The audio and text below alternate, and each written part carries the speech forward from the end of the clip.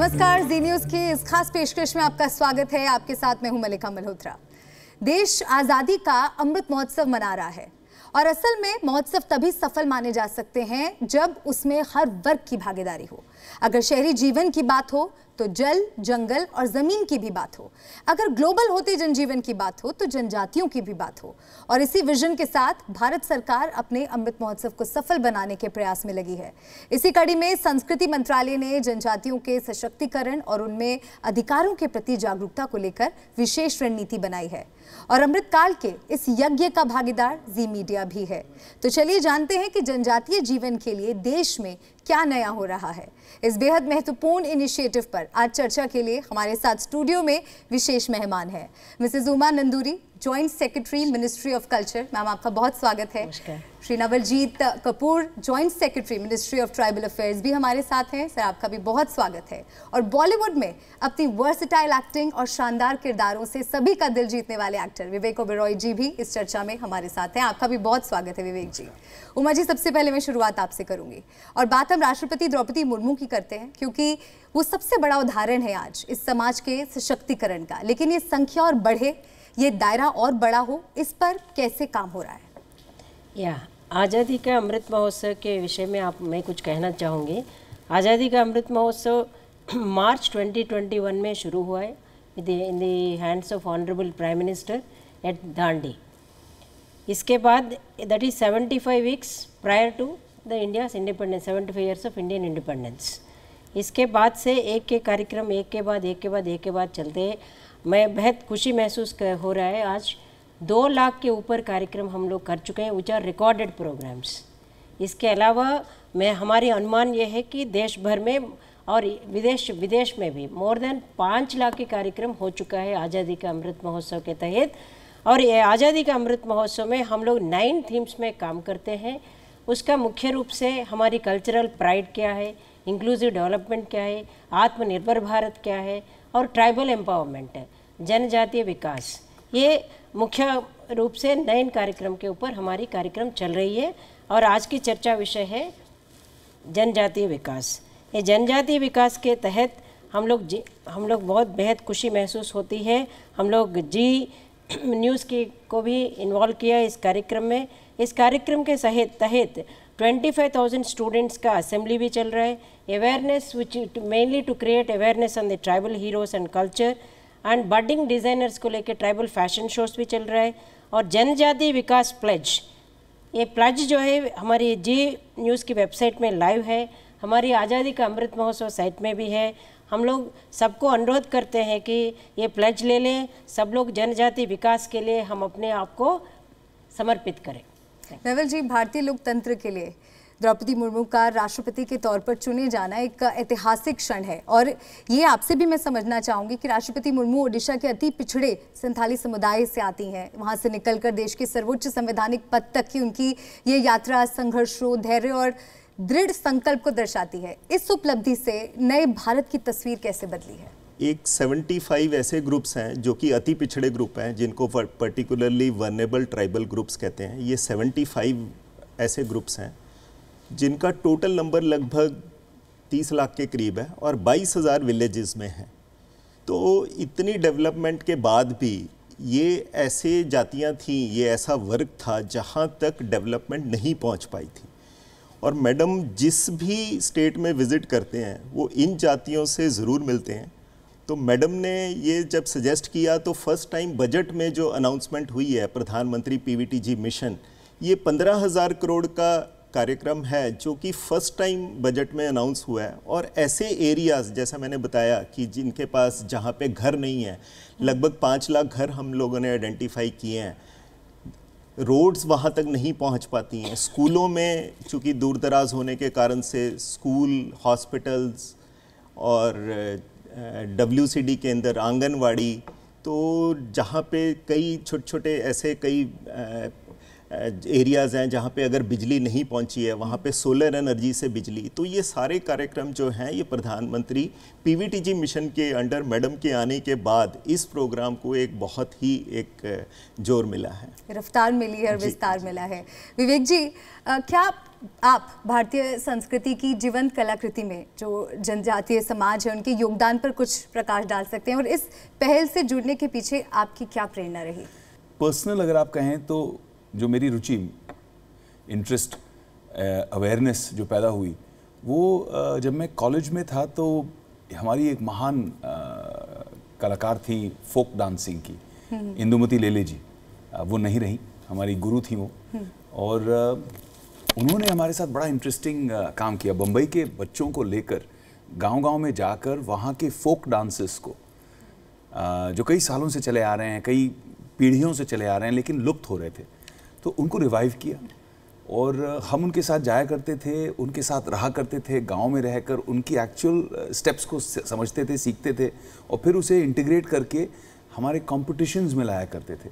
और वो एक एक्सपीरियंस इतना सुंदर रहा क्योंकि इतने साल हमने वो किया, तकरीबन 4-5 साल हमने इस एक्सरसाइज को किया। लेकिन उससे जो जिस तरह से वापस आप एक चीज़ को जो लुप्त हो रही है उसे सामने लाते हैं, समक्ष लाते हैं, यूथ के समक्ष लाते हैं, तो उसका एक फ्लेवर ही अलग निकल के आता है। And people start recognising that and enjoying that and feel कि यार इसमें ये इतना बड़ा खजाना है ये, इसे we have to not only just revive it but restore it also.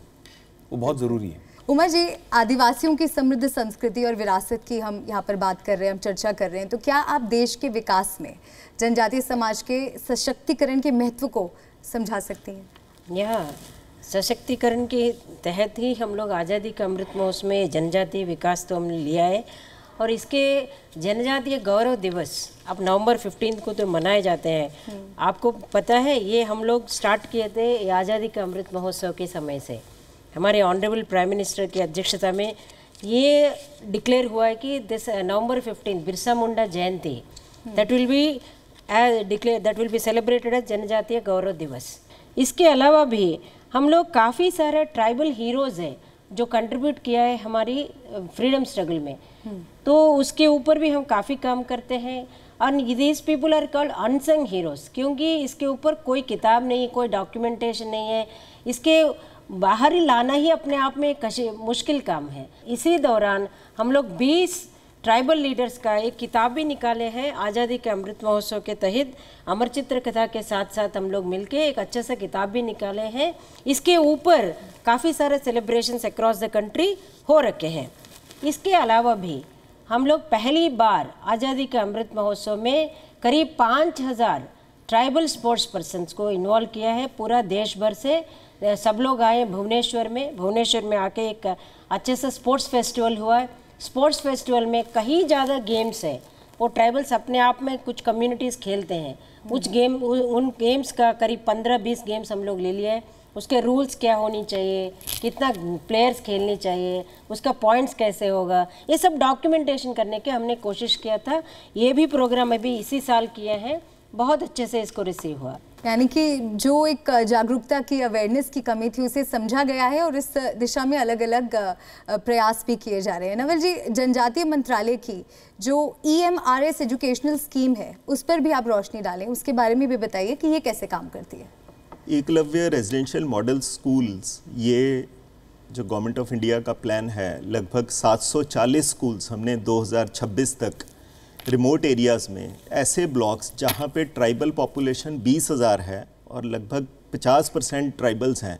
तो पहले क्या होता था, 99 से लेके 2014 तक लगभग 167 स्कूल, अबाउट 170 स्कूल सेंक्शन हुए थे। बट जब 2019 में ये नई स्कीम सेंट्रल सेक्टर स्कीम बनी तो इसमें 452 स्कूल इस क्राइटेरिया पे सेंक्शन किए गए। 38,800 टीचर्स की रिक्रूटमेंट इन स्कूलों में की जा रही है और इन स्कूलों में 15 स्पोर्ट्स के सेंटर ऑफ एक्सेलेंस बन रहे हैं। 175 स्कूलों में, 175 स्कूल्स में डिजिटल क्लासेस का सेशन चल रहा है।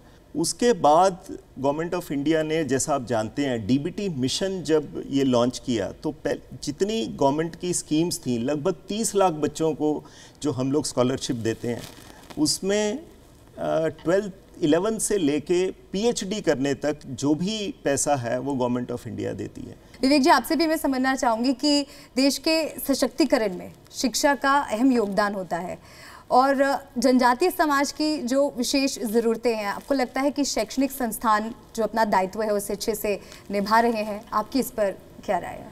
नवल जी जब बता रहे थे अभी कि इतने सारे उनके प्रोग्राम्स चल रहे हैं और इनकी सख्त ज़रूरत है, इस गवर्नमेंट ने बहुत अच्छे कदम लिए हैं, बहुत महत्वपूर्ण कदम लिए हैं और ग्राउंड ज़ीरो पर आपको काफ़ी डेवलपमेंट नज़र भी आ रही है। एकल विद्यालय का मैं ग्लोबल एम्बेसडर हूँ, काफ़ी हमें भी बढ़ावा मिला है, सपोर्ट मिला है इस गवर्नमेंट से और बहुत खुशी होती है कि ये बताकर लोगों को कि आज एकल विद्यालय 1 लाख से ज़्यादा गांव में ऑलरेडी प्रस्तुत है। Is a non profit private organisation, non government organisation, और फिर भी हम आज 1 लाख गांव तक पहुंच गए हैं। नंबर्स बहुत बड़े हैं, आज 27 लाख बच्चे एकल विद्यालय में आते हैं और पढ़ते हैं और धीमे धीमे जैसे इंफ्रास्ट्रक्चर बनाती है गवर्नमेंट, वो बच्चे इंटीग्रेट हो जाते हैं। काम बहुत है ग्रामीण भारत में करने के लिए। उमा जी, अब हम इस पर और आगे अगर विस्तार से बात करें तो समावेशी समाज के निर्माण के लिए जो रूढ़ियाँ होती हैं, पूर्वग्रह होते हैं, भेदभावपूर्ण प्रथाएं होती हैं, उनको ख़त्म करना बहुत ज़रूरी होता है। आपको क्या लगता है कि इस समाज के सशक्तिकरण के बारे में जागरूकता और संवेदनशीलता बढ़ाने के लिए हमें क्या प्रयास करने की ज़रूरत है?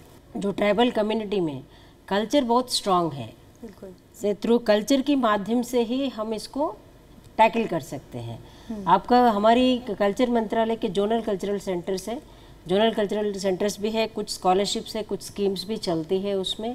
उसके तहत हम लोग बहुत कोशिश करते हैं उसको एम्पावर करने के लिए। और culture ministry and also in association with ministry of education, ministry of tribal affairs, we strive a lot to bring out this culture and we take out different troops from the different areas, nook and corners of the country.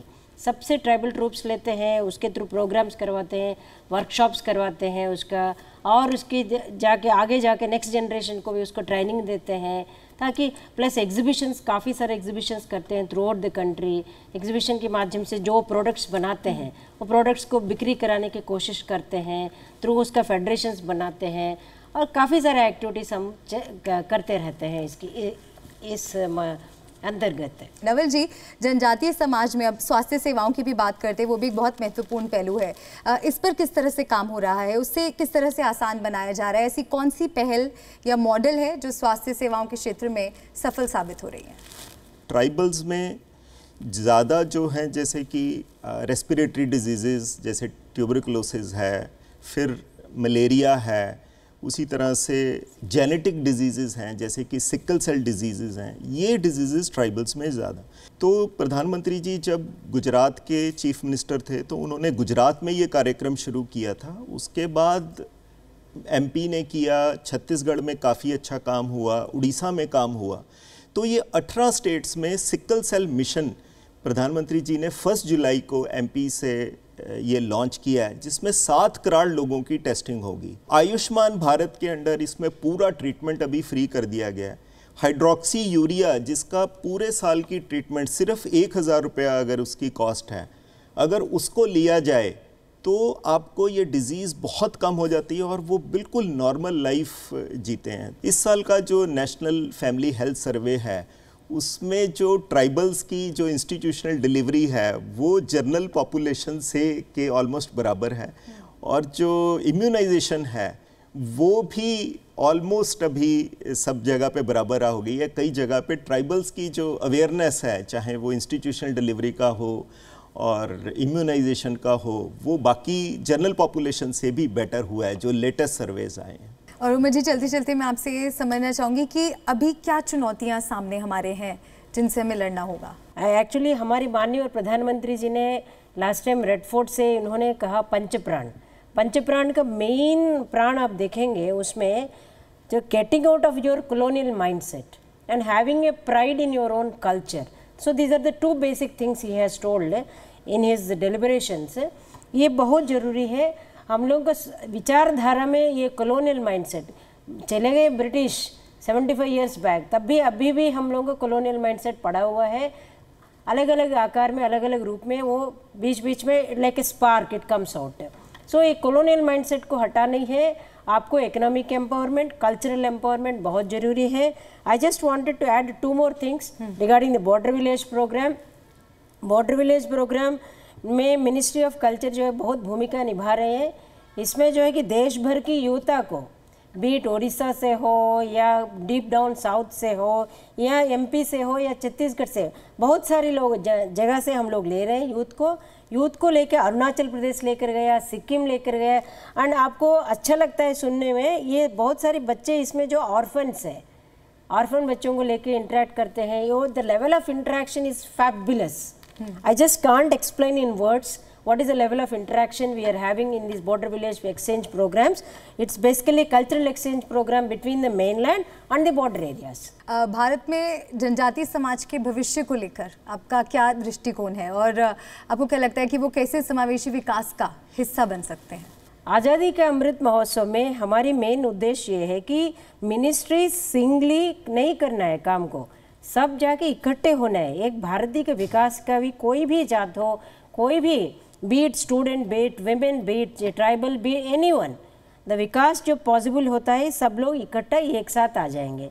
आपको भी बचपन में कहानी सुने होंगी सबने, एक stick का पावर कुछ नहीं होता है, सब स्टिक से इकट्ठे हो जाते हैं तभी जाके पावर होती है। उसके तहत हम लोग डिसाइड करते हैं, कर लिया है इस बार 9 थीम्स में हर एक मंत्रालय जो कंसर्न स्टेक होल्डर मिनिस्ट्री से सब लोग इकट्ठे हो जाते हैं, इकट्ठे होकर काम करते हैं। ये ट्राइबल एम्पावरमेंट में जो कार्यक्रम मेन मिनिस्ट्री है, मिनिस्ट्री ऑफ ट्राइबल अफेयर्स, इसके अलावा मिनिस्ट्री ऑफ एजुकेशन, मैंने जो बताया था आपको, किताब भी दिखाया था, इसके अलावा भी हमारे आज़ादी का अमृत महोत्सव में बहुत ही ज़्यादा अनसंग हीरोज़ का जो कहानियाँ हैं, ये कहानियाँ सब जो है कि हमारे बच्चों के तक चले जाना चाहिए। जब तक नहीं जाती है, खाली किताबों में रहना कोई मूल्य नहीं है उसका। ये इसके लिए हम लोग मिनिस्ट्री ऑफ एजुकेशन का हेल्प ले रहे हैं।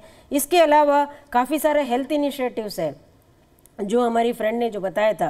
ये हेल्थ इनिशिएटिव्स में हम लोग मिनिस्ट्री ऑफ हेल्थ को भी अप्रोच कर रहे हैं, अप्रोच करके काफ़ी सारे इनिशिएटिव्स उनके थ्रू भी हम करने की कोशिश कर रहे हैं। आप सभी का बहुत बहुत शुक्रिया, नवल जी, उमा जी, विवेक जी, आप सभी इस चर्चा में हमारे साथ जुड़े, आपका बहुत बहुत धन्यवाद। और मुझे उम्मीद है कि दर्शकों को जनजातीय विकास के बारे में कई अहम जानकारियाँ ज़रूर मिली होंगी।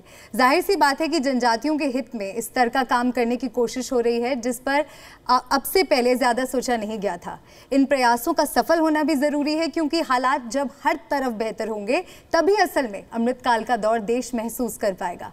और चलते चलते आप सभी से अपील करती हूँ कि आप znews.com पर जाकर जनजातीय विकास इनिशिएटिव को सपोर्ट करें, हमारे देश की आदिवासी विरासत की रक्षा और उसके संवर्धन के लिए प्रतिज्ञा लें। फिलहाल इस पेशकश में इतना ही, मुझे दीजिए इजाज़त, लेकिन आप देखते रहिए जी न्यूज़। नमस्कार।